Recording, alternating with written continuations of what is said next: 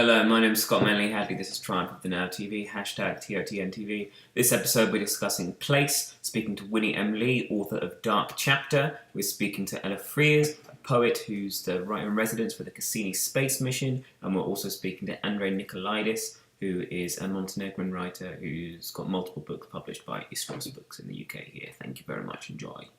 How do you think Place relates to literature? Hugely. I'm not sure how I would answer that question. So, yeah, I think good literature transports you to a different place, right? Sometimes a different time and place, right? And certainly to a different character or a different human experience from what you have. So I think, if you're reading good literature, like wherever it's set, like you still are engaged in the life of that person or that character in that very different place. So, I was reading Thomas Hardy, and obviously for Thomas Hardy, like Wessex is a really important place, and to the point where he like sketched out different maps. But as a reader of Thomas Hardy, you're transported to this specific place, and that fully informs like your understanding of his characters' lives, I suppose. So I think it's really important. A lot of all of the work of yours that I've read is very focused on place, on location. Yes. Why do you think that's important to write? I did it because that was at the beginning. It was like exercise for me. Because it's a long story. I will try to make it short. During 90s, as a way of protest against society and mainstream politics in Montenegro, a group of writers, including me, decided to write about everything except about Montenegro, to completely ignore Montenegro. And critics claimed that that was stupidity, and that people from Montenegro can't really connect with my stories about people in California. That was so stupid that I even can't comment it right now, 25 years later.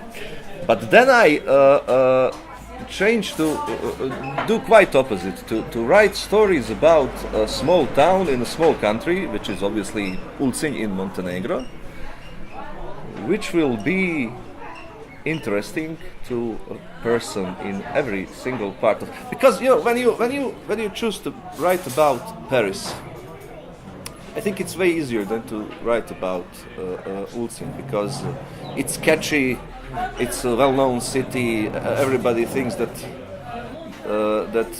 everybody has some kind of opinion about Paris, but nobody has opinion about Ulcinj. So it's like terra incognita. So I decided to write from terra incognita, and I just continued to do that. I think that those novels would be quite the same located in any other city in this world. There is no importance. I mean, I did research about Ulcinj's history, and at some point, I found out a story about Shabbatai Tzvi and Ulcinj pirates, and I used it. But then again, I could use it anyway. No need to, not particular need to put my stories in Ulcinj, except of the silly one I just told you about.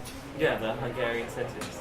And the Hungarian sentence is partly situated in Ulcinj, but it is basically.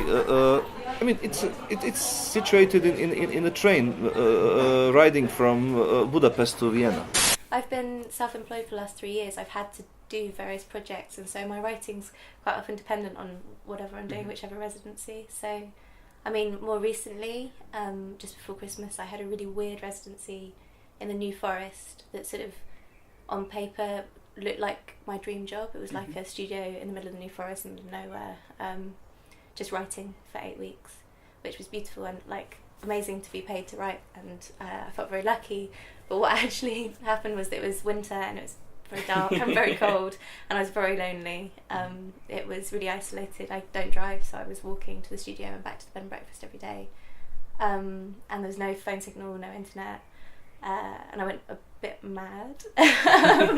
And my window opened out onto a field where a woman was murdered 2 years ago. Ouch.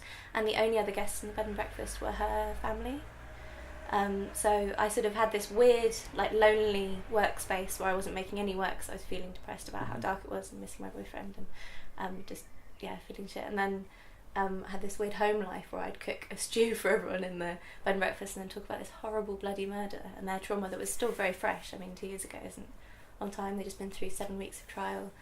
And it was just sort of this really dark thing. So my work changed dramatically from the sort of I don't know, anecdotal stuff, I would say, to exploring proximity to a murder or the story of a murder and the sort of moral issues that come with that as a writer. You know, I'm having honest conversations with this family and they're going through a very real thing, and then it would be sort of manipulative to be like, oh, material, like, this is great, and, like, people would, like, want this to happen to them, whereas it's sort of not really fair. And so sort of working through the fact that I'm compelled to write about this and yet I feel like I probably shouldn't. So Cassini feels like a sort of breath of fresh air.